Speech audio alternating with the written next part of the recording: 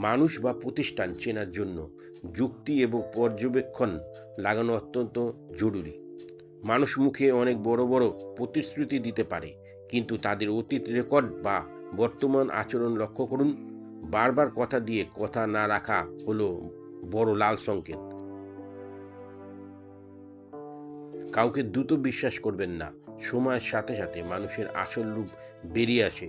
বিশেষ করে বিপদের সময় বা স্বার্থের সংঘাত হলে মানুষটি কেমন আচরণ করছে তা খেয়াল করুন।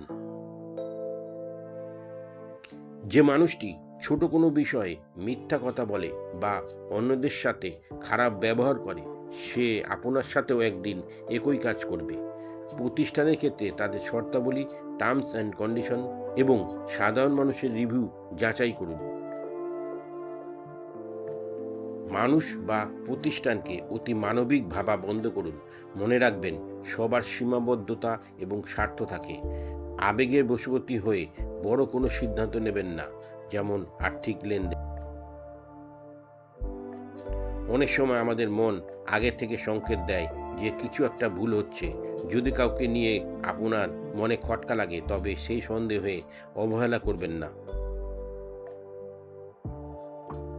বিশ্বাসের সাথে কিছুটা সতর্কতা মিশিয়ে নিন।